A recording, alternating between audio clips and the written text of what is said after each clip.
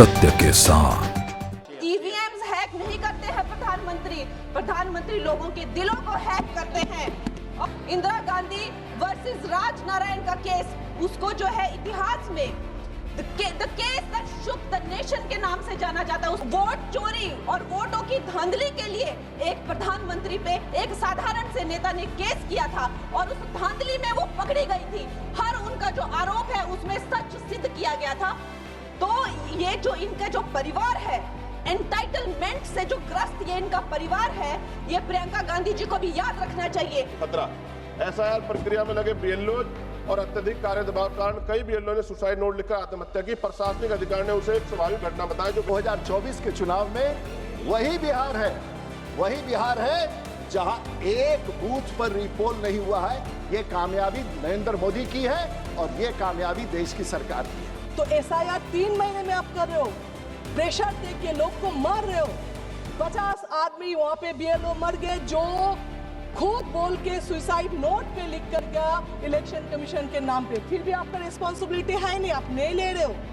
अब ये एसआईआर की प्रक्रिया उत्तर प्रदेश में भी चल रही है, जहां बीएलओ को कोई भी प्रशिक्षण नहीं दिया गया है, जहां लगभग 10 से ज़्यादा बीएलओ ने काम के बोझ की वजह से आत्महत्या करी है। तो छोटे लेवल पे तरन तारण की असेंबली बाय इलेक्शन हुई और अब सोनिया साथ ही उधर इतनी पुलिस स्टेट बना के ये election commission had to not transfer but suspend the SSP. और हमारे महागठबंधन में शामिल कई दल, कांग्रेस, राजद, ये सब एक नया नारा लेकर, वोट चोरी का नारा लेकर सड़कों पे उतर आए। वोट चोरी का नारा, सर ये बड़े क्रिएटिव लोग हैं, आप बहुत क्रिएटिव हैं। आपके पास हर चुनाव में एक नया हथकंडा होता है और जब उसके बाद भी चुनाव जीत गए तो काउंटिंग के अंदर से सारे एजेंट बाहर भगा करके सीधा चुनाव डिक्लेयर करने का काम कर दिया। अध्यक्ष महोदय जी, मैं आपकी बहुत धन्यवादी हूं कि आपने मुझे चुनावी सुधारों पर बोलने का मौका दिया है, खासकर इसलिए क्योंकि मैं एक नई सांसद हूं, मुझे दूसरों का नहीं पता उनका कैसा अनुभव रहा, लेकिन पिछला ये 1 साल मेरे लिए खासकर विपक्ष से रिलेटेड जो है बहुत ही ज़्यादा चिंताजनक रहा है। एक तरह से ट्रॉमेटिक मैं इसे कह सकती हूँ। हर दिन इन्होंने यहाँ पे तमाशा किया है, हमारा दिल दहल जाता था इनको देखकर। एसआईआर ये वेल में उतर जाते थे। यहाँ पर इन लोगों ने डराना, धमकाना, धक्का मुक्की, ऐसा कोई इन्होंने किसी तरह की कोई बदतमीजी नहीं है जो एक भी दिन इन्होंने संसद भवन चलने नहीं दिया।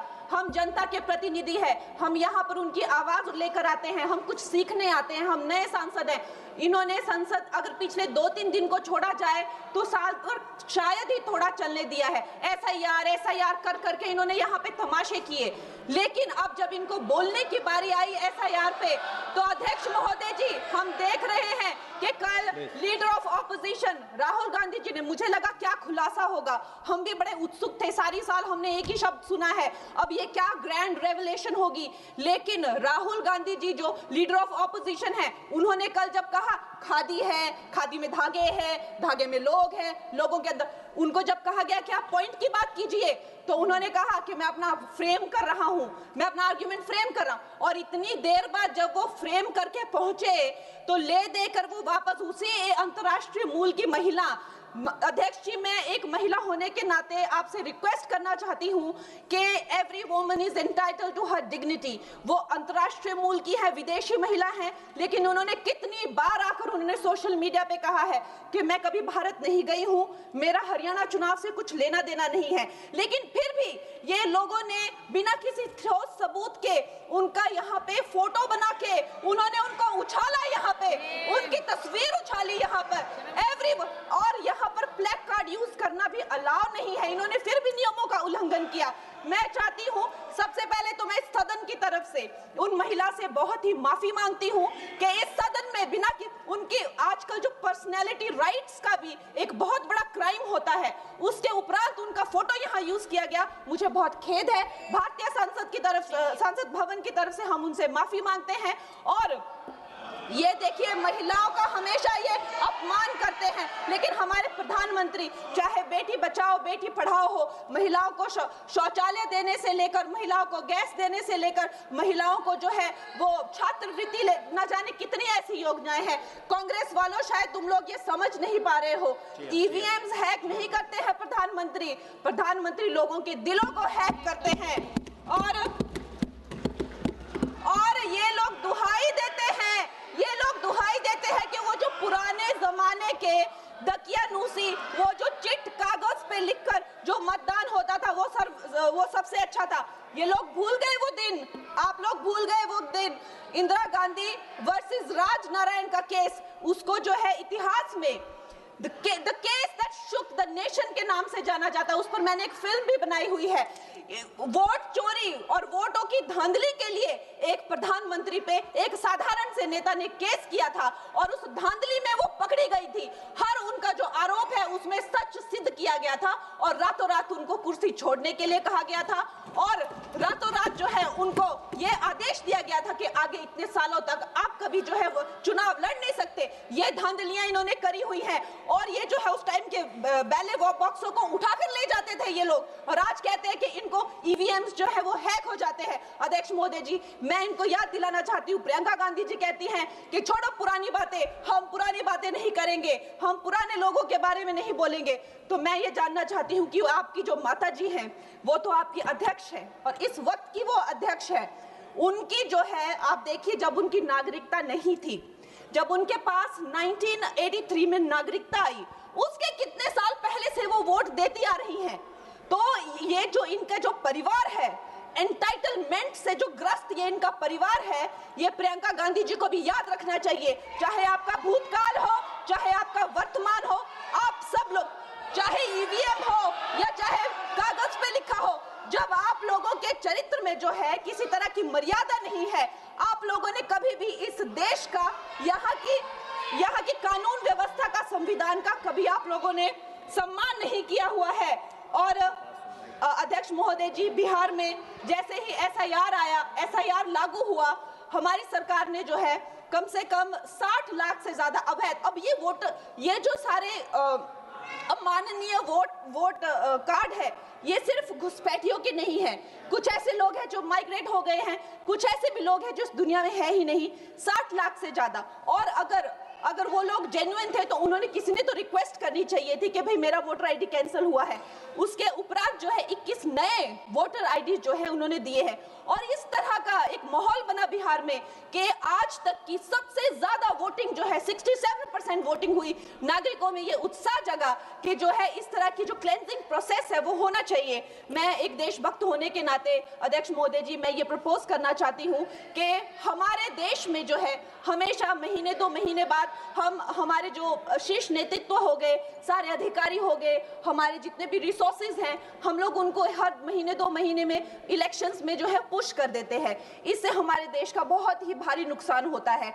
और मैं ये चाहूंगी कि 1 नेशन 1 इलेक्शन, जो नरेंद्र मोदी प्रधानमंत्री जी जो कहते हैं कि एक वोटिंग जो है डेमोक्रेसी के उत्सव के रूप में, जैसे कि दिवाली होती है, होली होती है, उस रूप में मनाया जाए।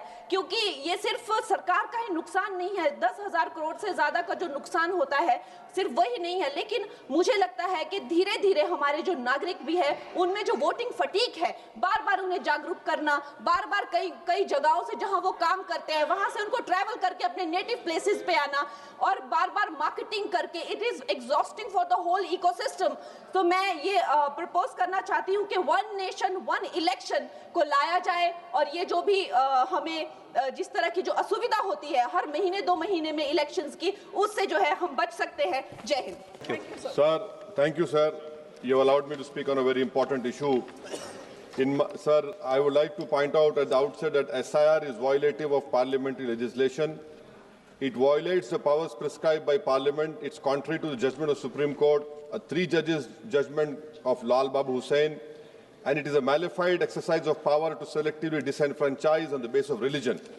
Sir, Election Commission of India cannot be bigger than Supreme Court and Parliament of India, sir. Sir, may I point out to you, sir, the representation of the RP Act of 1950 and Registration Electoral Rules 1960 prescribe that inclusion in the electoral roll will be based on self-declaration of citizenship backed by 1 of 6 documents of identity prescribed in Form 6 of 1960 rules, including Aadhaar. Now, this is an act which was passed in Parliament, sir. Supreme Court, in its Lal Babu Hussain judgment, held that once an voter has been included in the electoral roll, there is a presumption that they are citizens and they cannot be removed except by an inquiry into the citizenship of the individual voter and giving them an opportunity of hearing after informing the basis on which doubt arose concerning citizenship. what is happening now is that the Election Commission is putting the burden of proof on the voter. It is completely in violation of the Representative People Act 1950, electoral rules of 1960 passed by this House, and the Supreme Court judgment of Lal Babu Sen, sir.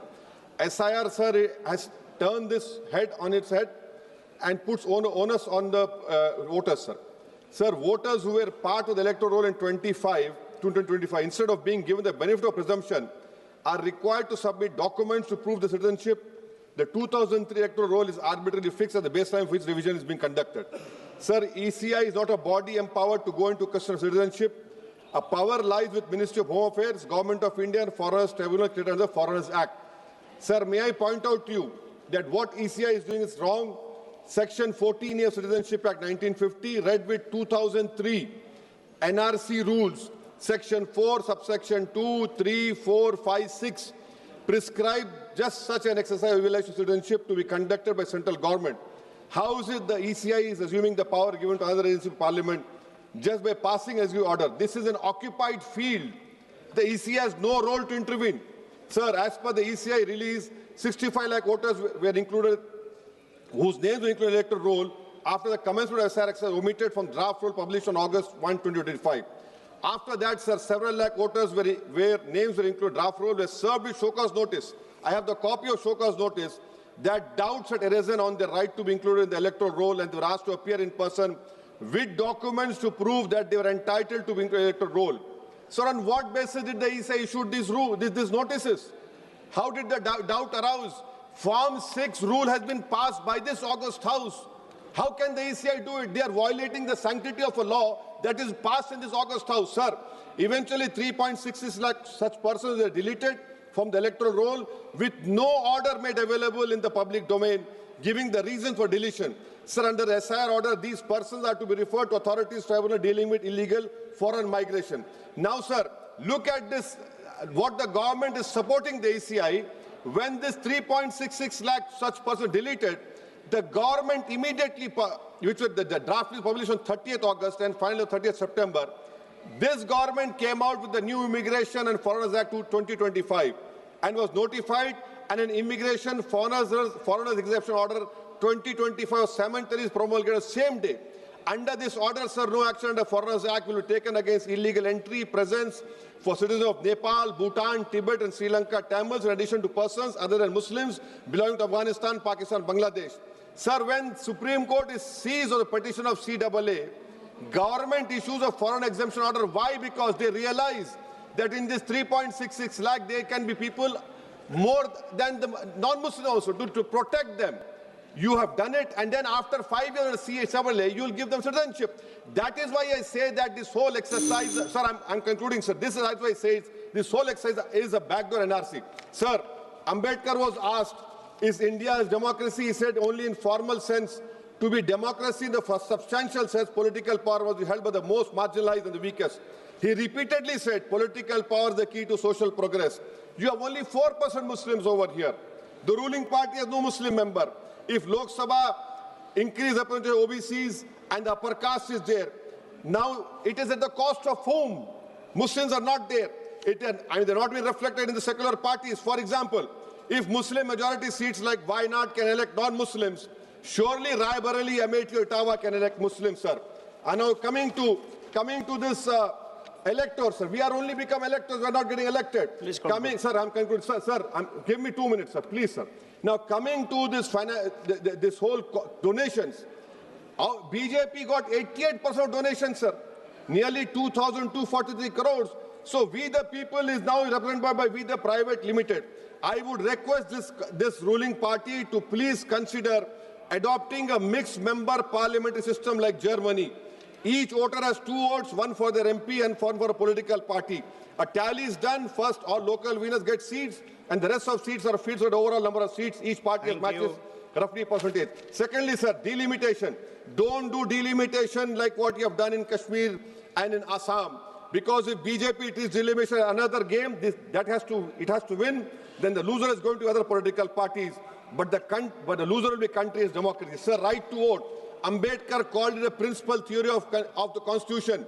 I would demand, I have put a private bill last assembly, the age of contesting elections for MLA and Lok Sabha should be brought down to 20, Rajya Sabha 25, for Vidhan Sabha 22. Why? Because, sir, we have 52% of India's population under the age of 30. What are we giving to them? So that is what I propose. And lastly, Thank sir, you. and I'm including this. Lastly, sir. Lastly, sir. Sir, I'm just concluding, sir.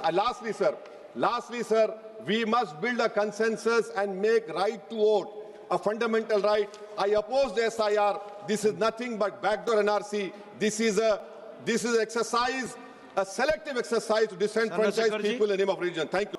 सदन जानता है कि 22 दिसंबर 1930 को बाबा साहब Ambedkar London स्थित Saint James palace में आयोजित first round table conference की फ्रेंचाइज उप समिति में अपनी बात रखते हुए उन्होंने स्पष्ट कहा था कि भारत में जिम्मेदार सरकार तभी बन सकती है जब वह उन सभी नागरिकों के प्रति जिम्मेदार हो जिनके जीवन, स्वतंत्रता और संपत्ति पर वह कानून बनाती। और डॉक्टर अंबेडकर ने चेताया था कि सीमित मताधिकार अलग तंत्र को जन्म देगा और सत्ता जनता से दूर होती चली जाएगी। यह चेतावनी केवल भारत के संदर्भ में नहीं थी, बल्कि दुनिया के अनेक लोकतांत्रिक व्यवस्थाओं में भी इसका यही संघर्ष चला। ब्रिटेन ने 1928 में सार्वभौमिक वयस्क मताधिकार लागू किया। अमेरिका ने 1965 में वोटिंग राइट एक्ट इस सिद्धांत पर आधारित था कि कोई भी प्रशासनिक प्रक्रिया ऐसी ना हो जो गरीब नागरिकों, अल्पसंख्यकों और महिलाओं को मतदान से वंचित करे। न्यूजीलैंड में 1893 में महिलाओं को मतदान का अधिकार मिला और इसके पीछे यही विचार था कि नागरिकता का मूल्य किसी दस्तावेज की उपलब्धता से नहीं बल्कि व्यक्तिगत गरिमा और अधिकार से तय होता है। हमारे अपने इतिहास में भी यही संघर्ष दिखता है। 1919 की चैम्सफोर्ड सुधारों से लेकर भारत सरकार ने 1935 तक मताधिकार को संपत्ति, आय और शिक्षा जैसी उपनिवेशिक योग्यताओं से बांधा गया था। डॉक्टर अंबेडकर ने 17 मई 1929 को अपनी रिपोर्ट में लिखा था कि मताधिकार को कर्पा समझना दासता की स्वीकृति है और इसी विचारधारा ने हमेशा संविधान में आरंभ से ही सार्वभौमिक वयस्क मताधिकार को शामिल करवाई। ये उपलब्धि ब्रिटेन, अमेरिका, फ्रांस जैसे देशों की तुलना में कहीं अधिक साहसी और प्रगतिशील थी। सभापति जी, राउंड टेबल कॉन्फ्रेंस में 5 करोड़ से ज्यादा जो कमजोर वर्ग के लोग थे उनके 2 प्रतिनिधि थे, डॉक्टर अंबेडकर और श्रीनिवासन, और अधिकांश राजनेता जो पुरानी व्यवस्था थी निर्वाचन की उससे सहमत थे, जिसमें 80 लाख लोगों को वोटिंग का राइट था और वो संपन्न स्वर्ण जातियों के लोग थे। मैं आज सदन के माध्यम से देश के प्रत्येक नागरिक को बताना चाहता हूं कि आज जो देश में प्रत्येक वयस्क व्यक्ति को जो वोट का अधिकार प्राप्त हुआ है वो डॉक्टर बाबा साहब अम्बेडकर की देन है और माननीय काशीराम साहब ने भी हमें इसका प्रयोग करना सिखाया। माननीय सभापति, जब SIR मताधिकार के लिए निर्वाचन आयोग द्वारा ऐसे दस्तावेज मांगे जा रहे हैं जो बड़ी संख्या में नागरिकों, विशेषकर महिला और गरीब घुमंतों, जातियों, आदिवासियों, दलितों, वन गुजरों के पास उपलब्ध नहीं है। आधार कार्ड जो देश के अधिकांश नागरिकों के पास उपलब्ध है उसे पर्याप्त क्यों नहीं माना जा रहा है? डॉक्टर अंबेडकर ने इसे अन्याय बताता और कहा था व्यक्ति जितना गरीब होगा उसके मताधिकार देना उतना ही आवश्यक होगा और उन्होंने कहा political power is the master key by which you can open all door of your progress. भारतीय फ्रेंचाइजी समिति 1932 ने कहा था साक्षरता, बुद्धिमत्ता या राजनीतिक क्षमता का माप नहीं है और ज्योतिबा फूले ने 1882 में हंटर कमीशन में कहा था यदि शिक्षा और अवसर बराबर नहीं है तो अधिकारों की समानता ही समाज को संतुलित रखेगी। पेरियार ईवी रामास्वामी नायकर ने कहा कि राजनीतिक अधिकार जनसित अधिकार है, इन्हें योग्यता के नाम पर सीमित नहीं किया जा सकता। चौधरी चरण सिंह जी ने भी कहा मताधिकार लोकतंत्र की नींव है। उनको तो यह भी कहना था कि भारत में मतदान करना अनिवार्य। मेरी भी मांग है कि मतदान अनिवार्य कर देना चाहिए। महामना रामसुब्रमण्यम वर्मा जी ने कहा वोट केवल राजनीतिक प्रक्रिया नहीं बल्कि सामाजिक न्याय प्राप्त करने का साधन है। SIR की ड्राफ्ट मतदाता सूची प्रकाशन में दोहरी प्रविष्टियां, मृतक घोषित किए गए जीवित लोग और अनेक गलतियों ने पूरे सिस्टम की पारदर्शिता में प्रश्न चिन्ह लगा दिया है। इस प्रकार की त्रुटियां बताती है जो 1928 और 1932 में भारतीय आयोग ने कहा था कि प्रशासन की कमजोरियां नागरिकों के अधिकार छीनने का आधार नहीं हो सकती। जी स्वरूप अभी बस कुछ रह गया थोड़ा सा। SIR के संबंध में विवाहित महिला मतदाता और BLOs की स्थिति को नजरअंदाज किया जा रहा है। जब कोई महिला 20-25 वर्ष तो अपने पति के साथ एक ही पते पर रहती है, उसके बच्चे भी वहीं पढ़ते हैं, तो उसको अलग से उसको लेगेसी लिंकेज क्यों मांगा जा रहा है? क्यों 20-25 वर्षों बाद भी पति के पते को और पति के मतदाता पहचान पत्र को अस्थायी क्यों नहीं माना जा रहा है? यह प्रक्रिया न केवल व्यवहारिक है बल्कि महिलाओं को मतदाता सूची से बाहर करने पर गंभीर खतरा। SIR प्रक्रिया में लगे BLOs और अत्यधिक कार्य दबाव के कारण कई BLO ने सुसाइड नोट लिखकर आत्महत्या की। प्रशासनिक अधिकारी ने उसे एक स्वाभाविक घटना बताया जो गैर जिम्मेदार दिखाता है। बिना प्रशिक्षण के BLO से SIR या जटिल कार्य कराना पूर्णतः व्यवहारिक है। माननीय सभापति जी, हमारे संविधान निर्माता ने 1950 में वह साहस दिखाया था जो विकसित देश भी बाद में कर पाए। भारत आराम से सभी को मताधिकार देने वाला पहला बड़ा लोकतांत्रिक देश बना, लेकिन आज यदि एसआईआर जैसी प्रक्रिया उस मताधिकार को कठिन बनाती तो ये एक सदी की प्रगति को पीछे ले जाने वाला कदम होगा। सभापति जी, क्योंकि सुधार की बात हो रही है तो मैं आग्रह करूंगा आपके माध्यम से कि बीएलओ की सुरक्षा, मानदेय, कार्य सुविधा, यथार्थ समय सीमा सुनिश्चित की जाए, उनकी समीक्षा की जाए। एसआईआर प्रक्रिया के दौरान जो बीएलओ की मौत हो गई है उनके परिवार को उचित मुआवजा और नौकरी। ये सर एसआईआर जो है, ये जो सर वर्ड है ये रेस्पेक्टेड है, लेकिन ये इन लोगों ने एसआईआर सर को डराने वाला गब्बर सिंह बना दिया। अब we all support clean electoral rolls, but SIR totally politically motivated. आप बताइए SIR का मोटिवेशन क्या है, इंटेंशन क्या है? 2004 तक 13 times electoral rolls चेंज हुआ, इंटेंसिव रिवीजन हुआ। 1993 में एपिक इंट्रोड्यूस हुआ, 2004 में फोटो इलेक्ट्रल इंट्रोड्यूस हुआ। 2006 से 2019 इलेक्शन कमीशन ने डिक्लेयर किया एपिक कंपलसरी है। 3 डिकेड्स ये एपिक से इलेक्शन हुआ। फिर आप भी बोल रहे हैं एपिक का कोई वैल्यू है नहीं, उसका डॉक्यूमेंट्स में सर में उसका कोई वैल्यू है ही नहीं। सुप्रीम कोर्ट में इलेक्शन कमीशन एफिडेविट देके आर्टिकल 326 में बोला एसआईआर में अगर नाम नहीं भी होगा, वोट नहीं दे पाएंगे, लेकिन उसका सिटीजनशिप रहेगा। जो लोग वोट नहीं दे पाएंगे, सिटीजनशिप रहेगा, मतलब क्या? सेकेंड क्लास सिटीजनशिप देंगे क्या? आप 2020 में ये एसआईआर होना था, क्यों नहीं किया? चलो कोविड के लिए 21, 22, 23 आप लोग को इलेक्शन लोकसभा से पहले एसआईआर करना ही नहीं था। ये सब में अपना फायदा के लिए कर रहे हो। एसआईआर में आप लोग बोल रहे हो डुप्लीकेट वोटर को निकालना है। हाँ, हम लोग भी बोल रहे हैं, यही तो अपोजिशन बार बार बोल रहे थे। स्टेट इलेक्शन अरविंद केजरीवाल भी प्रूफ दे रहे थे, एक घर में 100 वोटर का नाम। बिहार में भी सब बोल रहे एक घर में ये इतना रशियन, सब अपोजिशन प्रूफ दे के बोल रहे। तब इलेक्शन कमीशन डुप्लीकेट वोटर को क्या कर रहे थे? अभी उनका याद है डुप्लीकेट वोटर के बाद। अच्छा, 65 लाख वोटर डिलीटेड इन बिहार, सब घुसपैठिया थे। बिहार में आप लोग थप्पा पा रहे हो जीते हैं। एक्चुअली बिहार में ना कोई पार्टी हारे हैं ना कोई जीते तो इलेक्शन कमीशन जीते हैं। अभी आपका उसमें सबसे फेवरेट नारा क्या बिहार का पता है? इलेक्शन से पहले 10,000, इलेक्शन से पहले 10,000, इलेक्शन के बाद बुलडोजर, ये सबसे ज्यादा नारा है। आप नागरिक का बात करते हो, सिटीजनशिप, इलेक्शन कमीशन घुमा फिरा के आप सिटीजन हो कि नहीं ये बता रहे। आप कौन होते हो? संविधान में कौन सा धारा में आप बता रहे हो? आपका पावर क्या है सिटीजनशिप देना लेना नहीं हो ये बताने के लिए? इसके लिए दूसरा authority national register of citizen होना चाहिए था, वो है ही नहीं। यहाँ पे इस देश में आइन है, डेमोक्रेसी है, संविधान है, बहुत सारे अथॉरिटीज है जो अलग अलग काम करना है, जिसको काम देना है, लेकिन नहीं, ये तो एक ही अथॉरिटी जो जुडिशियल से लेके सब कंट्रोल करेंगे।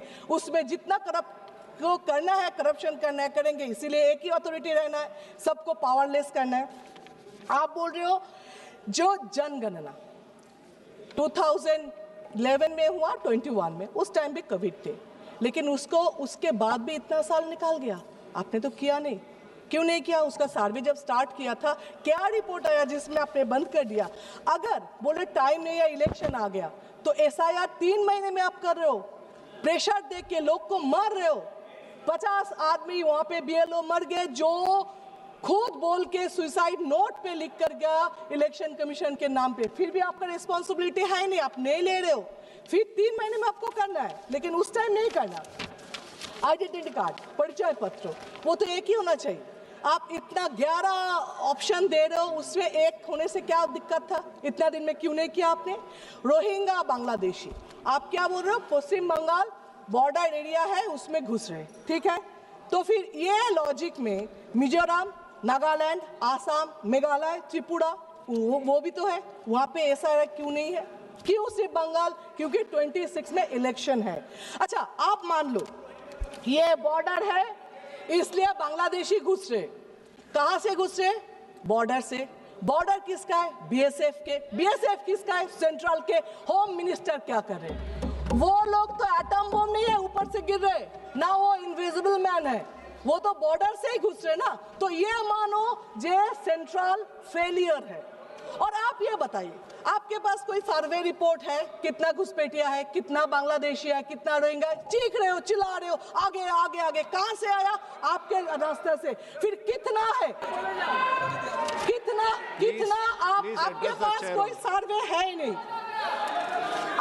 अभी मैं बता रही हूँ, बीएसएफ के लगा हुआ है। Shatabdi Roy madam, please address the chair only. अभी ये सरकार का कुछ काम बताती हूँ जो सिर्फ पब्लिक को हैरस और टॉर्चर करने के लिए। इसीलिए थोड़ा अतीत में जाए, जैसे आधार कार्ड। तब क्या बोला? आधार कार्ड कंपलसरी करो करो करो, सब खाना वाना घर छोड़ के, काम छोड़ के जाके आधार कार्ड किया। उसके बाद अभी उसका कुछ वैलिड नहीं रहे। तो ये आधार कार्ड को अभी शरीर का अपेंडिसाइटिस बना दिया है। तो ठीक है, नहीं है तो फेंक को बाहर करके, ऐसा हो गया। ये टॉर्चर नहीं तो क्या है? सेकेंड, बैंक में खाता खोलो, इतना पैसा देंगे। बैंक में का स्टाफ कितना है? 10 है, 12 है, और 12,000 लोगों को भेज दिया खाता खोलने के लिए, पैसा आएगा। सब जाके खाता खोलने लगे। उसका रिजल्ट क्या है? 0 है। उसका काम कितना दिया है स्टाफ का? कोई भी पूछा कैसे हो रहे? नहीं। ये भी एक टॉर्चर ही है। आप बोले लिंक करो, जहां पे जाओ आधार कार्ड के बैंक के साथ, होटल के साथ, जमीन करो, सबके साथ लिंक करो। लिंक पे क्या हुआ? कुछ नहीं। उसका भी, ये भी एक टॉर्चर ही है। इसके बाद मोहम्मद बिन तुगलक जैसा अचानक आ गया नोटबंदी। उसमें क्या हुआ? आपने क्या बोला? जे इसमें ब्लैक मनी खत्म होगा, टेररिस्ट खत्म होगा। क्या हुआ? हर दिन ब्लैक मनी मिल रहे। टेररिस्ट के बाद तो मात ही करो। पहलगांव में क्या हुआ? अभी तक कोई पकड़ा नहीं गया, अभी तक कुछ नहीं हुआ। दिल्ली में आपके नाक के ऊपर ब्लास्टिंग हुआ, मतलब टेररिस्ट खत्म कर नहीं पाए, ब्लैक मनी खत्म कर नहीं पाए। फिर भी ये नोटबंदी और एक टॉर्चर ही है। अभी इसका नया फॉर्मेट है SIR। ये भी टॉर्चर करके लोगों को मार रहे हो, ये भी और एक फॉर्मेट से आप बता रहे हो। ये जो करते हो ना, बैंक लिंक, ये नोटबंदी, SIR, इसमें मेरा एक स्टोरी याद है। मेरे फैमिली में एक का डेथ हो गया था, जिसके हस्बैंड को डेथ हो तो वो रो रही थी, सब आके उसको संभाल रहे थे, ये करो मत करो मत करो, दुखी हो, जैसे एडवाइस करते। उसमें एक आए थे, आके बोल रहे थे मत रो, ससुराल में इतना काम मिलेगा, बर्तन धोना, कपड़ा धोना, खाना बनाना, तो रोने का वक्त ही नहीं मिलेगा। मुझे लगता है यही पॉलिसी अपनाया सरकार ने, जो इतना बेकार काम देगा, लिंक करो, आधार करो, ये करो, जिसमें उसको पूछने का वक्त ही ना मिले काम क्यों है, नौकरी क्यों नहीं है। क्यों आप बोल रहे हो जो गरीब और भी गरीब हो रहे, 2-4 अमीर और भी अमीर हो रहे, क्यों टेररिस्ट रोक नहीं पा रहे हो, क्यों साइबर क्राइम रोक नहीं पा रहे हो, ये पूछने का वक्त ही नहीं मिल रहे। अब सर ये SIR क्या करेगा पता नहीं, लेकिन एक चीज किया, देश के लोगों को बेइज्जत करके रखा। एक 80 साल के बुढ़े आके पूछे, बेटा देखो बेटा, मेरा बाप दादा यहाँ पे थे, मैं भी यहाँ पे जन्म लिया, मेरा 2 जनरेशन भी यहाँ पे है, फिर भी बेटा देखो तो मेरा नाम है कि नहीं, मैं नागरिक हूं कि नहीं, मेरा बाप दादा शहीद हुए थे इस देश के लिए, देखो ना बेटा उसका नाम कहीं पे है कि नहीं। ये जो शर्म की बात है, ये शर्म देश कभी आप पहले देखा नहीं था। आप बताएं, इलेक्शन कमीशन ने वो जो 3 बातें थी ना, गलत बात नहीं सुनेंगे, गलत बात नहीं देखेंगे, गलत बात नहीं करेंगे, इसका नया फॉर्मेट लिया। क्या अपोजिशन जो भी करे उसको नहीं सुनेंगे, अरे वोट चोरी हो रहे नहीं देखेंगे, आप कुछ बोलो क्यों न्यूट्रल नहीं हो वो नहीं सुनेंगे। एक्चुअली ये जो बोल रहे हैं न्यूट्रल, उसका इलेक्शन कमीशन का पावर है, नहीं तो पूछ रही हूँ, वो तो कोई कोई पार्टी के लिए तो नहीं है ना। इलेक्शन कमीशन किसका बॉन्ड, इलेक्शन कमीशन किसी का बॉन्ड लेबर तो नहीं है। इलेक्शन कमीशन कोई पार्टी को जिताने के लिए, हराने के लिए शपथ नहीं लेते, ऑफिशियली अनऑफिशियली पता नहीं है। आप लोग बोल रहे हो जे फिर भी इलेक्शन कमीशन के ऊपर दाग इतना क्यों लग रहे, क्यों क्वेश्चन मार्क आ रहे, ये तो आप बताओ। आप बिहार को बोल रहे हो जीते हैं, कोई बोल रहे जीते हैं, कोई बोल रहे लूटे हैं, पता नहीं लूट कर जीते हैं कि नहीं, लेकिन ये बता रही हूँ बंगाल में आप वो कर नहीं सकते। आप बोल रहे हो ना सर है, सर है, सर है, आप देख लेना। डिम्पल यादव मैडम, जिस तरह से मैं बताना चाहूंगा, उत्तर प्रदेश के अंदर बाई इलेक्शन हुए, बाई इलेक्शंस के अंदर जो नया तरीका इस बार इन लोगों ने अपनाने का काम किया, वोटरों को लाइन लगी हुई है, डंडा पुलिस मार रही है और पुलिस डंडा मार करके वोट डालने नहीं दे रही, और ये खास तौर से मुसलमानों के और दलितों के पोलिंग बूथ के ऊपर किया गया। अखिलेश यादव जी कह चुके हैं, कोई नई बात हो तो कहिए। जी अध्यक्ष जी, मैं अब आपके माध्यम दे के मान्यवर 2 मिनट तो दे दीजिए, पूरे सत्र में अभी के बोलने खड़ा हूं। सहारनपुर के अंदर इसी तरह से मेयर के चुनाव के अंदर हुआ। ये जो नया तरीका चुनाव आयोग के बाद शिकायत करते रहिए, लाइव टीवी पर चलता रहे, लेकिन पुलिस लाठी मार करके वहां से दौड़ाती है। 2-2 किलोमीटर की लाइन लगी हुई थी सहारनपुर मेयर के चुनाव में, लेकिन वोट डालने नहीं दिया। और जब इसके बाद भी चुनाव जीत गए तो काउंटिंग के अंदर से सारे एजेंट बाहर भगा करके सीधा चुनाव डिक्लेयर करने का काम कर दिया। ये गंगोबाई इलेक्शन के अंदर हुआ, ये सहारनपुर मेयर के इलेक्शन में हुआ। इस तरह से अगर इलेक्शन होंगे तो फिर इलेक्शन के मायने क्या रह जाएंगे। एसआईआर के अंदर आज जिस तरीके से मैपिंग के नाम के ऊपर 2003-2025 को मैपिंग करने के नाम के ऊपर खास तौर से टारगेट करके दलित के और मुसलमान के वोटों को काटा जा रहा है, फिर इस चुनाव का महत्व क्या रह जाएगा, इस चुनाव बचेगा क्या। जिस लोकतंत्र का सपना बाबा साहेब भीमराव अंबेडकर ने देखा कि जब अंतिम छोर पर बैठे हुए व्यक्ति को न्याय मिलना चाहिए और उसके हाथ में ताकत होनी चाहिए, वही देश का राजा पैदा करने का काम करेगा। राजा अब रानी की कोख से पैदा नहीं होगा। उस सपने को चकनाचूर कर दिया मान्यवर। आज अंतिम छोर पर बैठा हुआ व्यक्ति रो रहा है और सोच रहा है कि उसके अधिकारों का अतिक्रमण और हनन होने का काम हो रहा है। मैं आपके माध्यम से कहना चाहता हूं कि सीजीआई को इस चुनाव की जो चुनाव आयोग को जो चेयरमैन चुनने की समिति है उसके अंदर शामिल किया जाना चाहिए और चुनाव को तुरंत, माननीय अध्यक्ष जी, चुनाव को तुरंत, माननीय अध्यक्ष जी, चुनाव को तुरंत इस बार बैलेट से कराए जाने का आदेश होना चाहिए कि बैलेट से चुनाव कराए जाए। हनुमान भाई, माननीय अध्यक्ष जी, बात आ गई। 3 मिनट हो गया, 3 मिनट, 2 मिनट की अब 3 मिनट। एक बुलवा दो साहब, माइक वही है, वही है, वही। एक मिनट करें, अब बोलूं कैसे तो बोलो शुरू करो सब जो दे इसको दो आप। माननीय अध्यक्ष जी, मैं आपके माध्यम से कहना चाहूंगा कि जिस प्रकार से राजीव प्रताप रूडी जी ने बात को रखा, मैं उनकी बात से सहमत हूं, लेकिन उन्होंने हमारी बात को ही डिटो कर दिया। उन्होंने बता दिया कि चुनाव जो चुनाव हुए उनके अंदर बूथ कैप्चरिंग होती थी और उसके ऊपर रिपोल हुआ। अब रिपोल की बात नहीं होती, अब पोल ही नहीं करने देते तो रिपोल कहां से करेंगे। आज तो जो राहुल जी ने सवाल उठाया है उसका सबसे बड़ा सवाल है। लोकतंत्र के महत्वपूर्ण विषय पर बोलने का जो आपने समय दिया, जहां हम आज चुनाव सुधारों पर चर्चा कर रहे हैं। इनको बोलने दो, प्लीज लिसन टू हर। चुनाव आयोग एक संवैधानिक ढांचा है जिसे निष्पक्ष तरीके से काम करना चाहिए, लेकिन हाल में देखने को मिला है कि ये चुनाव आयोग पूरी तरह सरकार के इशारे में काम कर रहा है, या यूँ कहें कि पूरी तरह समर्पित होकर सरकार के लिए काम कर रहा है। हमने उत्तर प्रदेश के उपचुनावों में देखा है कि किस तरह वोटों की धांधली हुई, कि किस तरह बीजेपी ने मनमानी करी और लगातार चुनाव आयोग को शिकायत करने के बावजूद भी चुनाव आयोग ने कोई भी एक्शन नहीं लिया। और इसी के साथ यह भी देखने को मिला कि पुलिस खुद सादे कपड़े पहनकर वोट डालती नजर आई बूथ के अंदर, लेकिन चुनाव आयोग ने कोई भी अधिकारियों के खिलाफ कार्रवाई नहीं करी।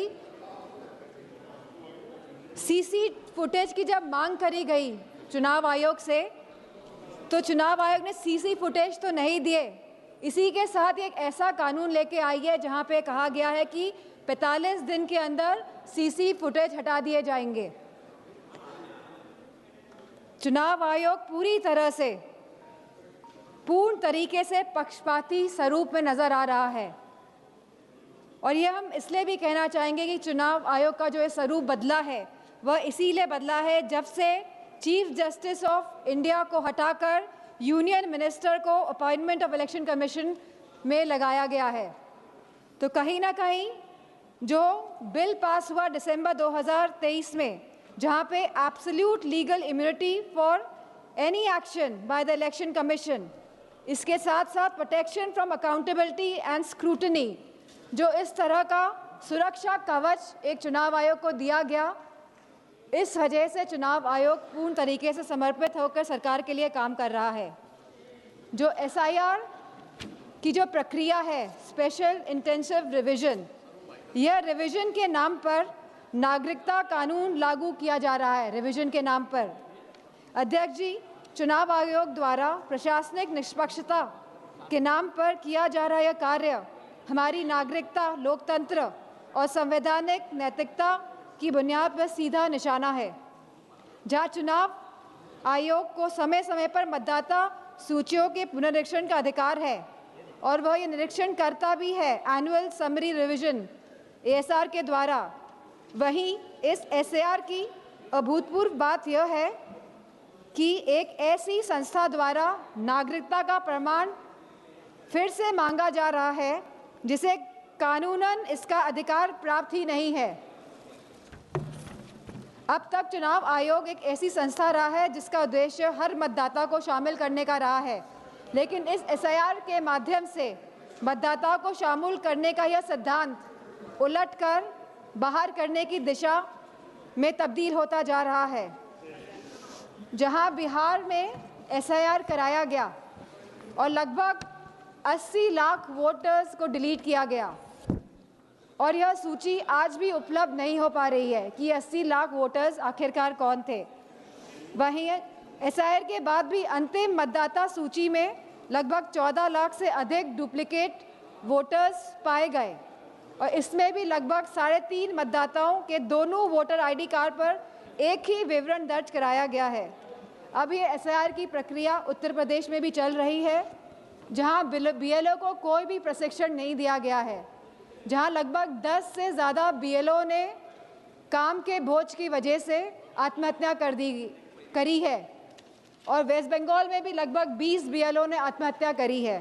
तो कहीं ना कहीं जहां इन बीएलओ को प्रशिक्षण नहीं दिया जा रहा है और जिस तरह से ये एसआईआर की प्रक्रिया को अंजाम दिया जा रहा है, कहीं ना कहीं ये वोट काटने वाली प्रक्रिया साबित होती जा रही है। तो हमारी मांग है कि जिस तरह सत्ता पक्ष के लोग कहते हैं कि हम बिहार का चुनाव जीते, तो अगर आप वाकई में चुनाव लड़ रहे हैं और जीत रहे हैं, तो हमारी ये मांग है कि आप सीजीआई को वापस अपॉइंटमेंट कमेटी में इंडक्ट करें और जो आपने सुरक्षा कवच इलेक्शन कमीशन को दिया हुआ है, आप इस सुरक्षा कवच को भी हटाएं। और इसी के साथ समाजवादी पार्टी की यह मांग है कि बैलेट पेपर के माध्यम से ही चुनाव इस देश में कराया जाए और जिस तरह के मॉनेटरी बेनिफिट्स जब चुनाव किसी राज्य में चल रहा है आप बैंक खातों में पहुंचा रहे हैं, तो मेरा यह मानना है कि कहीं ना कहीं ये वोट जो लोग डाल रहे हैं, वोट डालने में भी इसका इफेक्ट होता है, तो इसे बंद करा जाए। इन्हीं शब्दों के साथ मैं ये बात भी कहना चाहूँगी कि ये जो नागरिकता कानून है, जो ये एसआईआर जो ये लाया जा रहा है, इसे हटाया जाए जिससे कि सही मायनों में लोगों के वोटों का अधिकार सुरक्षित रह सके। धन्यवाद अध्यक्ष जी। सभी माननीय सदस्यों ने अपने अपने राय रखे, सबकी बात मैं सुन रहा हूं, लेकिन आज जब मैं खड़ा हूं तो मुझे लगता है इस 40 वर्षों की राजनीतिक यात्रा पर एक बड़ा सवाल खड़ा कर दिया है हमारे मित्रों ने। और मैं नहीं, कई सारे मेरे मित्र, हम सबको मौका प्राप्त हुआ और मुझे तो निर्वाचन अधिकारी के सामने निर्वाचन पत्र दे करके शपथ लेने का 14 बार अनुभव है।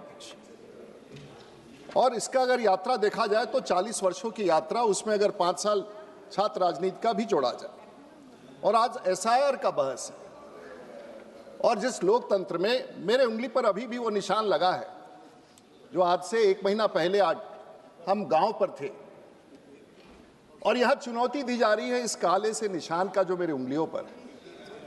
और ये चुनौती सिर्फ हमें नहीं दी जा रही है, मेरे घर में 3 और सदस्य हैं जो वोटर हैं और गांव में वोट डालते हैं। मेरी बेटी यहाँ वकालत करती है, हवाई जहाज से गई, शाम को अगला दिन वोट डाला, 7 बजे लाइन में खड़ा होकर के वापस दिल्ली लौट के आई।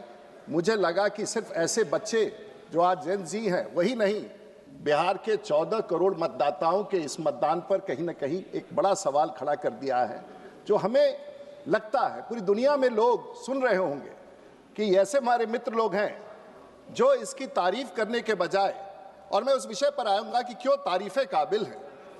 आज हम चुनौती दे रहे हैं कि हमारा लोकतंत्र में हमारे मत की चोरी हो जाती है, जबकि प्रमाण किसी के पास नहीं है। लेकिन हार में कई बार हम लोग क्रिकेट के पिच पर क्रिकेट खेलते हैं, आदमी क्लीन बोल्ड हो जाता है, लेकिन वो बॉलर को दोषी नहीं ठहराता है। लेकिन यहाँ पर है हमारे मित्र जो कहते हैं कि बॉलिंग ऐसा किया कि मैं आउट हो गया, 0 पर आउट हो गया, इसमें बॉलर की गलती है। ये नई परिभाषा लेकर के हम लोग राजनीति में सदन में चर्चा के लिए आए। एक नया है आयाम। मैं बिहार से हूं और मुझे बिहारी होने का गर्व है। I am a proud Bihari and I would love to say that to you. लेकिन मैं अपने राजनीतिक यात्रा का कि मैं अपने राजनीतिक जीवन में कहां से चल के आया हूं, और मैं आज आपको अध्यक्ष ये कहना चाहूंगा कि अगर ये व्यवस्था आज से 30 साल पहला होता तो शायद जो मैं आपको छोटी सी कहानी बताने वाला हूं अपने जीवन का, शायद ये जीवन में मुझे देखना ना पड़ता। 1990 में जब मैं विधायक बना, और उस समय बिहार में इनके सहयोगी भी वहां राज कर रहे थे, लालू प्रसाद जी मुख्यमंत्री बने, और उसके बाद के कार्यकाल में 1996 में मैं लोकसभा में आ गया। साहब, कभी किसी ने सुना है कि एक चुनाव में पोल होता है, रीपोल होता है, और हमारे यहां तो पोल का रीपोल और रीपोल का रीपोल तक होता रहा है, और यह चुनौती से भरा पूरा 30 वर्षों का राजनीतिक जीवन है। एक समय था 96 हो 98 हो, हमारे यहां आप जो आज चर्चा कर रहे हैं, आज तो बिहार का चुनाव संपन्न हो गया, एक जगह बूथ रिपोल नहीं हुआ। 1996 में 1200 बूथों में मेरे यहां 133 बूथों का रिपोल हुआ। 133 रिपोल पर फिर वापस 33 बूथों का फिर से रिपोल हुआ। यह भी लोकतंत्र था, यह भी चुनाव आयोग था। अगर हम बढ़ते हुए 2004 में आए, अध्यक्ष जी, इस लंबी राजनीतिक यात्रा में 2004 में जो दुनिया के इतिहास में नहीं हुआ, भारत के इतिहास में नहीं हुआ, चुनाव काउंटरमाइंड होते रहे हैं भारत में, लेकिन चुनाव में 100% बूथों पर रिपोलिंग हो जाए कि पूरा का पूरा चुनाव ऐसा हो। आप वैसा चुनाव की बात, जिसकी आप सुधार की बात करते हैं, वोट तो चोरी मेरी हुई है। पिछले 30 साल के राजनीतिक जीवन में उस वोट चोरी से तो मैं लड़ता रहा हूं, जब हमारे लोगों को मत अधिकार देने से वंचित किया जाता था। उस चोरी से लड़ते लड़ते मैं यहां पर जीत के आया हूं। महोदय, आप विश्वास कर सकते हैं, जो आज एक पार्टी के बड़े सदस्य हैं, बिहार के मुख्यमंत्री रहे, रेलवे मिनिस्टर रहे, एक चुनाव होता है, चुनाव आयोग कहता है कि 1157 बूथों पर 800 बूथों पर 100% वोट है। कभी भारत के इतिहास में सुना है आपने? और इस 100% वोट के कारण बिहार में एक चुनाव काउंटरमाइंड नहीं होता है। 4 महीने के बाद वो फिर से चुनाव होता है, और आज बिहार पब्लिक सर्विस कमीशन में पूछा जाता है कि वो कौन सा चुनाव था जो बिना काउंटरमाइंड हुए पूरा चुनाव जीता गया। साहब, चुनाव के वो दृश्य अगर मैं वापस इस सदन को बताना चाहूं, पुलिस आर्मरी से सिविल क्लोथ्स में लोग, आर्मरी का दरवाजा खोला जाता है, 400 लोग मोटरसाइकिल पर आते हैं, एक को सिविल में कार्बाइन दिया जाता है, एक को पिस्तौल दिया जाता है, और जिला के एक एक बूथ पर जाकर के बूथ लूटने का काम किया जाता है। इसका प्रमाण है कि चुनाव आयोग ने उस पूरे चुनाव को रद्द नहीं किया, फिर से चुना। और आज 2024 के चुनाव में वही बिहार है जहां एक बूथ पर रीपोल नहीं हुआ है। यह कामयाबी नरेंद्र मोदी की है, और यह कामयाबी देश की सरकार की है। और आप लोकतंत्र की बात करते हैं, हम लोगों ने अपनी जान पर खेल के 30 साल का राजनीतिक जीवन की यात्रा तय की है। आज तो मुझे लगता है कि ऐसा अगर मुझे 30 साल पहले मिला होता, इन लोगों ने नहीं देखा है। महोदय, मैं एक और विषय पर आगे इसको बढ़ा के ले जाना चाहता हूं। बिहार में 1998 में 6000 बूथों पर पूर्ण मतदान हुआ। वही बिहार है जिस पर एसआईआर की आप चर्चा कर रहे हैं। और उस अवधि में देश में अगर सबसे ज्यादा लोग चुनावी राजनीति में मारे गए हैं, जो शायद एक युद्ध में नहीं मारे जाते हैं, 6038 लोग बिहार के चुनावी राजनीति में आज तक मारे गए। कहां हुआ ये लोकतंत्र की बात? और आज ये वोटों की गिनती और एसआईआर की बात करते हैं। मैं उस पर भी महोदय आऊंगा। एक समय था कि बिहार में 20 विधायक और 6 मंत्री गिरफ्तार किए गए बूथ लूटने के मामले में। यह भी सच्चाई है। आज इसकी चर्चा कोई नहीं करता क्योंकि वह जमाना बदल गया है और आज एक ऐसी व्यवस्था कायम हुई है जिस पर हम चुनाव लड़। हमारे सेग्रीवाल साहब यहां बैठे।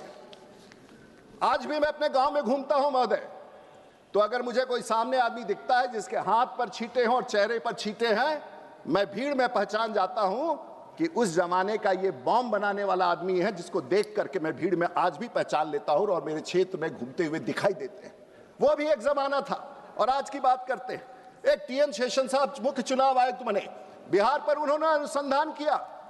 महोदय, आज तो 2 दिन में चुनाव संपन्न हो जाता है, महाराष्ट्र में 1 दिन में हो जाता है।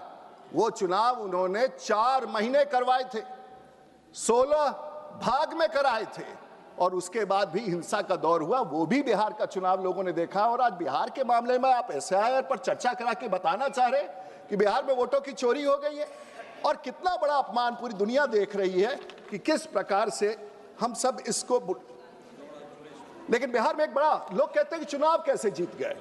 महोदय, ये कह देते हैं कि हमने पैसा दिया। अरे, हम तो पैसा देते आ रहे हैं और उन गरीबों को पैसा देते भी रहेंगे। इसमें आपको चिंता करने की बात नहीं। हमारे पास ये ताकत है। लेकिन चुनाव पैसे से नहीं जीता जाता, चुनाव भरोसे से जीता जाता। और आज बिहार की जनता को नीतीश कुमार पर भरोसा था और देश के प्रधानमंत्री पर भरोसा था, इसलिए ये मत हमको मिला है। महोदय, चुनाव में तो बिहार की जनता कहती थी नीतीश कुमार बिहार के मुख्यमंत्री थे, नीतीश कुमार बिहार के मुख्यमंत्री हैं और नीतीश कुमार बिहार के मुख्यमंत्री रहेंगे। ये पूरा बिहार कह रहा था। लेकिन आप एसआईआर, बिहार की जनता को कुछ नहीं समझ में आया कि एसआईआर क्या होता है। लेकिन आप तो उस अदृश्य मतदाताओं को ढूंढ रहे हैं, 60 लाख उस अदृश्य मतदाताओं पर, इनविजिबल वोटर्स। आपकी राजनीति सीमित हो रही है कि मैं अदृश्य मतदाताओं पर चुनाव जीतूंगा। मेरा आप लोगों को सलाह है कि आप जाइए, लोगों से मिलिए, धरती पर आइए, वोट के पास जाइए। ये एसआईआर करके देश के राजनीति में परिवर्तन आप नहीं ला सकते हैं। मेरा एक महोदय, मैं तो उसी राज्य से आता हूं। एक राज्य का मुख्यमंत्री जेल चला जाता है और अपनी पत्नी को कुर्सी पर बैठा लेता है, और यह लोकतंत्र की परिभाषा है। और मैं तो एक ऐसा व्यक्ति हूं अध्यक्ष महोदय, दुनिया में ऐसा कहीं नहीं हुआ होगा, इस पार्लियामेंट में तो कतई नहीं हुआ होगा कि एक ऐसा व्यक्ति जो एक खानदान के सभी लोगों से चुनाव लड़ गया हो, जिसमें से 2-2 राज्य के मुख्यमंत्री हो, कहीं नहीं हो। मैं नाम नहीं लेना चाहूंगा, लेकिन मेरा तो शायद Guinness book of world record में चला जाए कि मैं एक ही घर के सब लोगों से चुनाव लड़ गया हूं। एक आध लोग बचे हैं, शायद अगर पार्टी अनुमति देगी तो अगला 2-3 चुनाव लड़के उनसे भी जीत लूंगा। दुनिया का सबसे बड़ा लोकतंत्र की बात कर रहे हैं अध्यक्ष जी। और आज मैं अब खत्म ही कर दूंगा, अदृश्य मतदाताओं की बात कर रहे हैं। महोदय, सलाह है इन लोगों को एसआईआर के ऊपर। मैं अपने राजनीतिक जीवन के अनुभव इसलिए कह रहा हूं कि बिहार बदल चुका है, बिहार का चुनावी माहौल बदल चुका है और लोगों का विश्वास है। इस बार बिहार में क्या हुआ, अंतिम कारण बता देना चाहता हूं सदन को। एक जमाना था, 20 साल तक लालू जी ने राज्य किया। उन्होंने हमारे जैसे फॉरवर्डों को बिहार में, हमारे जैसे ब्रह्म ऋषि समाज के लोग हों, कायस्थ समाज के ब्राह्मण, कहा कि ये खलनायक है, ये विलेन है, ये आतंकी है, कह के हमें अलग कर दिया। सत्ता में चले आए, जिसे उन्होंने जिन में कहा। नीतीश कुमार आए, उन्होंने उस गरीबों को अपने साथ अलग किया। और इस बार पूरे सांगा समाज ने, बिहार में पूरे फॉरवर्डों ने गरीबों के साथ दोस्ती कर ली है।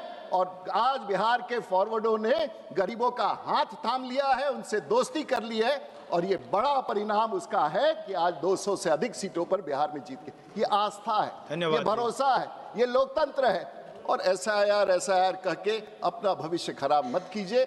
लोकतंत्र आगे निकल चुका है। दुनिया भर के लोगों को यह समझाना कि 125 करोड़ का देश अपमानित हो कह करके हमारा डेमोक्रेसी जो है वो फेल्ड है, इससे बड़ा अपमान पूरी दुनिया में भारत का नहीं हो सकता है। जो आपने इस चर्चा को सदन में लाके पूरी दुनिया को बताना चाहा है कि हमारी राजनीति चोरी की है, हमारा डेमोक्रेसी चोरी की है, आपने अपना नुकसान नहीं किया है, इस देश का नुकसान किया है। मैं आपसे अनुरोध करूंगा कि इस चर्चा को पॉजिटिव रूप में खत्म करने का कार्रवाई। बहुत बहुत धन्यवाद।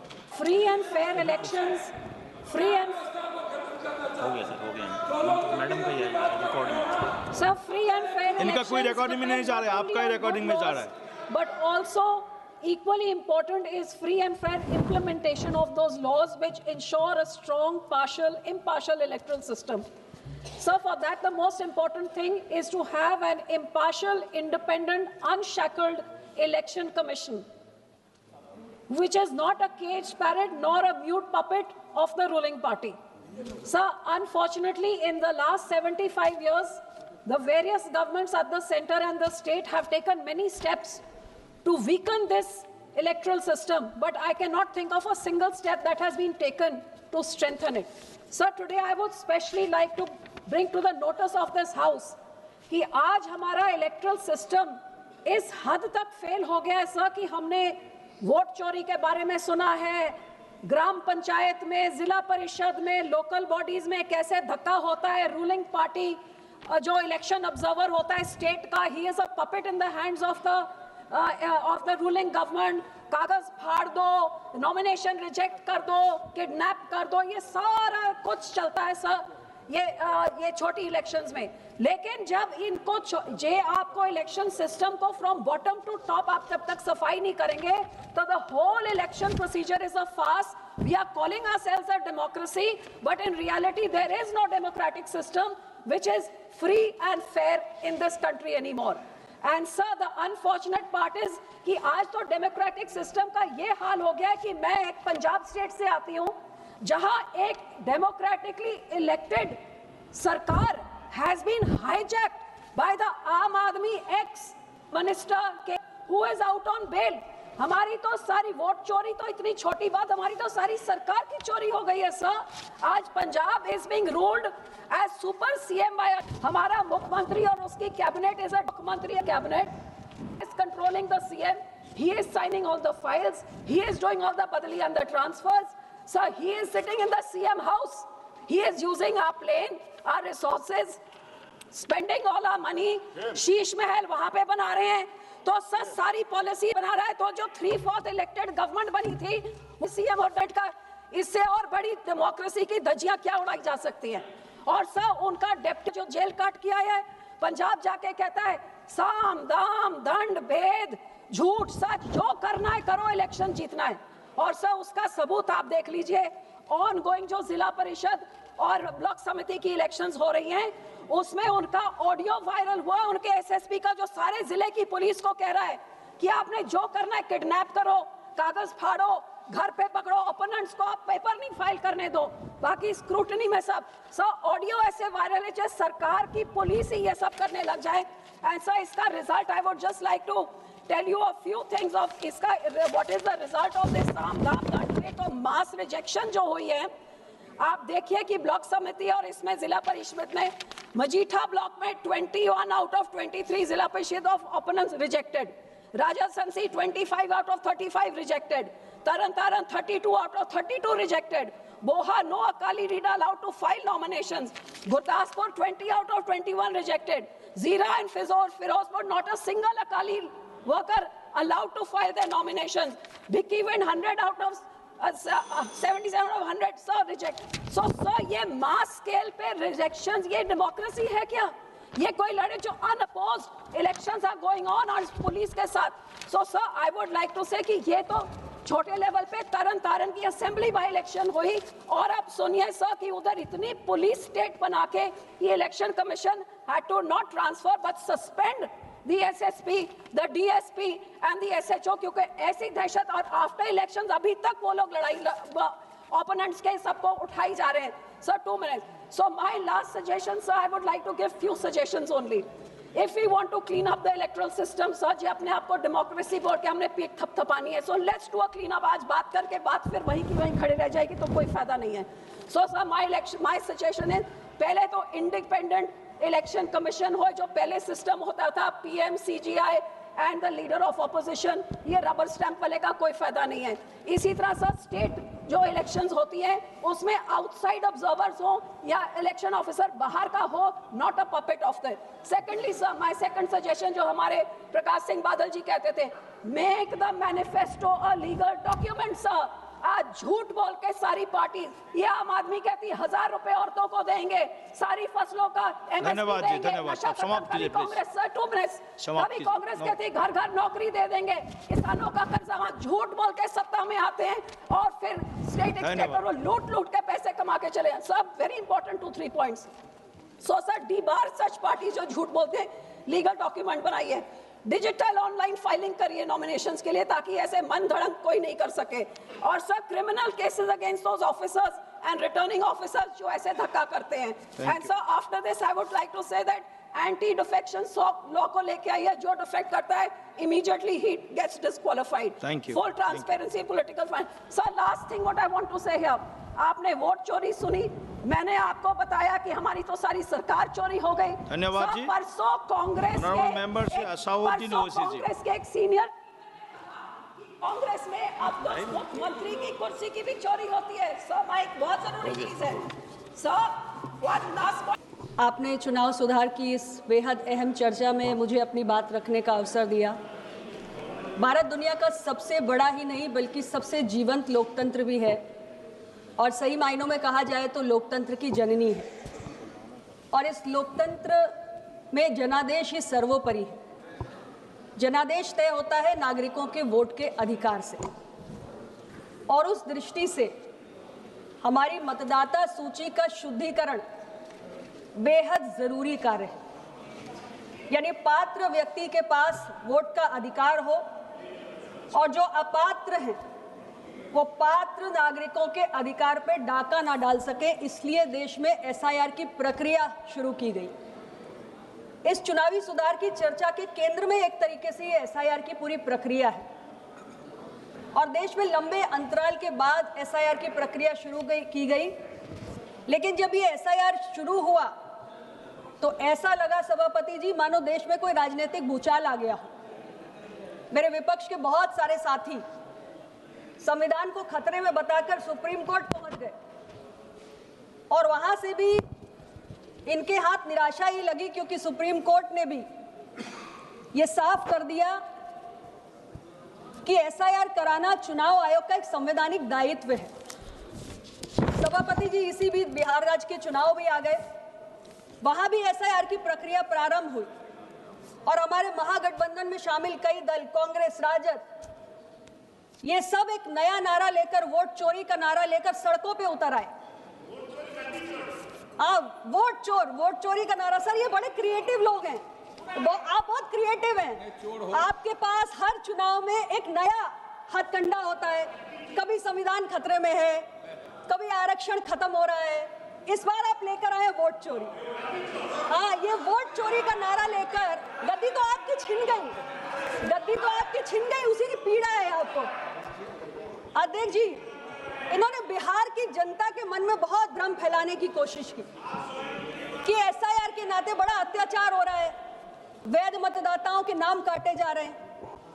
लेकिन हुआ क्या ये समझना जरूरी है. एसआईआर की एक्सरसाइज में बिहार में 65 लाख नाम काटे गए.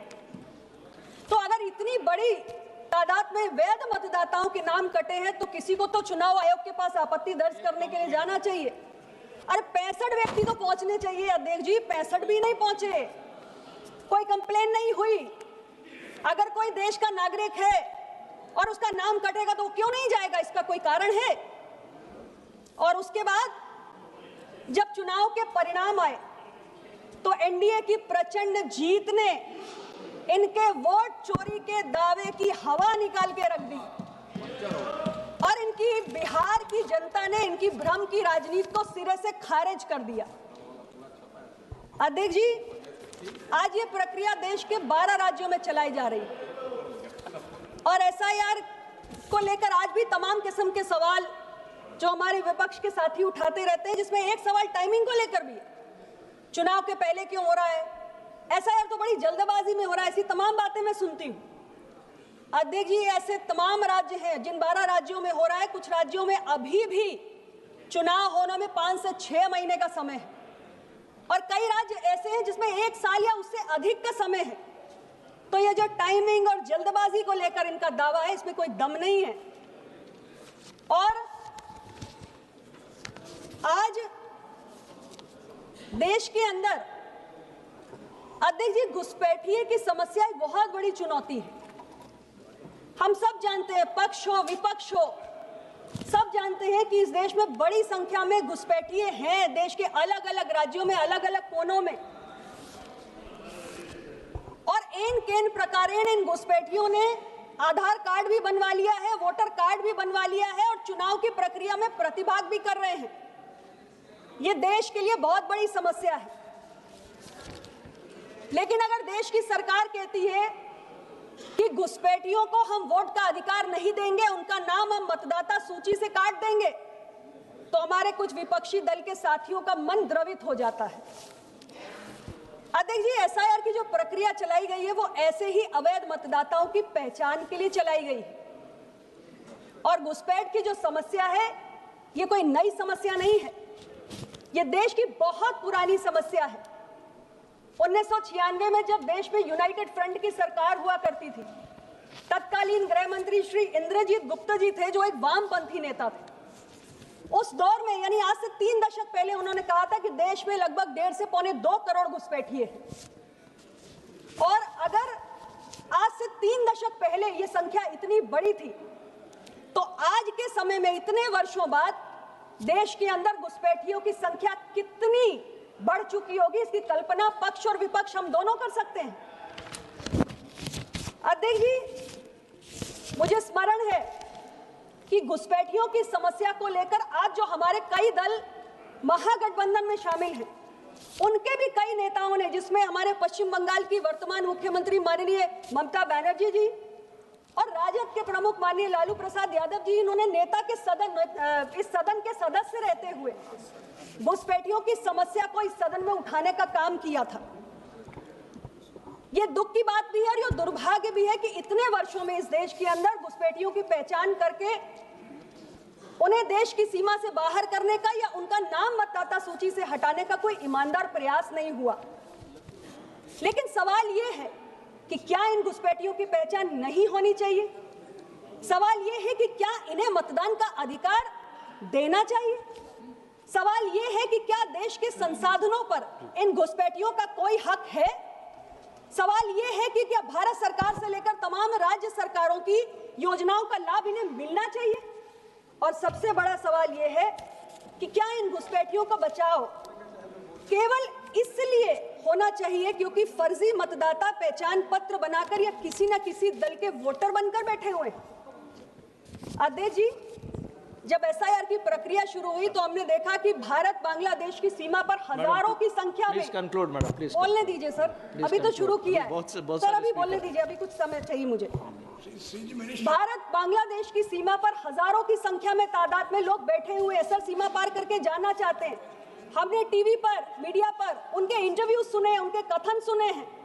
वो लोग स्पष्ट रूप से कह रहे हैं कि वो कैसे आए, कब आए, कितने दिन से भारत के अंदर रह रहे हैं, और यहाँ तक कि कितनी बार उन्होंने भारत के चुनाव में मतदान किया है। ये गंभीर मसला है।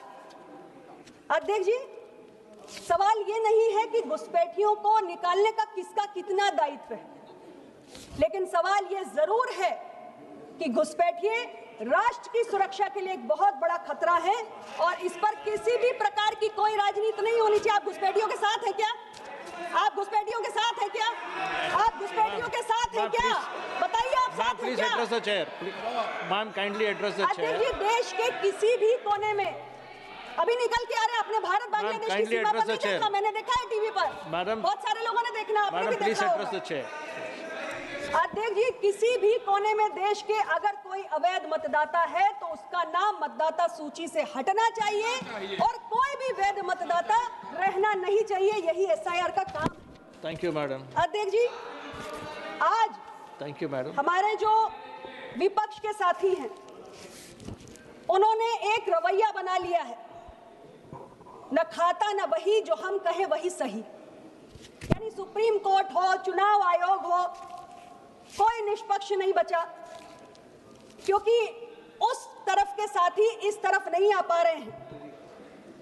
आज इलेक्शन कमीशन हो, सुप्रीम कोर्ट हो, सब इनके निशाने पर है, क्योंकि समस्या दरअसल ये है कि हमारे इन साथियों को लगातार मिल रही चुनावी हार, जो देश के चुनाव से लेकर राज्यों के चुनाव में मिल रही है, उसने इनके अंदर बहुत हताशा और निराशा पैदा कर दी है। और ये समझ चुके हैं कि एनडीए से राजनीतिक रूप से पार पाना संभव नहीं है, इसलिए हर चुनाव में एक नया भ्रमजाल बुनने का ये काम करते हैं। Ma'am, please conclude in 1 minute. Please conclude in 1 minute. तीन चार मिनट और। 1 minute में conclude. अध्यक्ष जी, कांग्रेस पार्टी जो इतने वोट चोरी के आरोप लगा रही है, वो देश की जनता को ये नहीं बताएगी कि कितने उनके दौर में इलेक्शन कमिश्नर और चीफ इलेक्शन कमिश्नर रिटायर होने के बाद उनकी पार्टी पे शामिल होकर चुनाव लड़ते हैं। उस समय पॉलिटिकल न्यूट्रलिटी का कोई सवाल नहीं था, जो आज खड़ा हो रहा है जब एनडीए की सरकार है।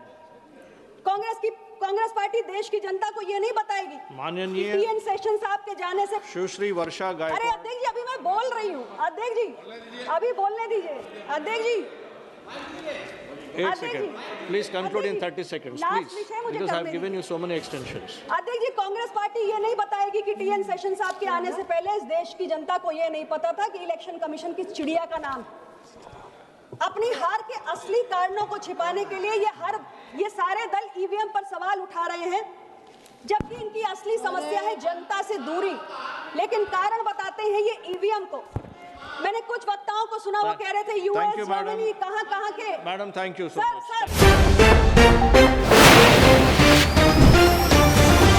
सत्य के साथ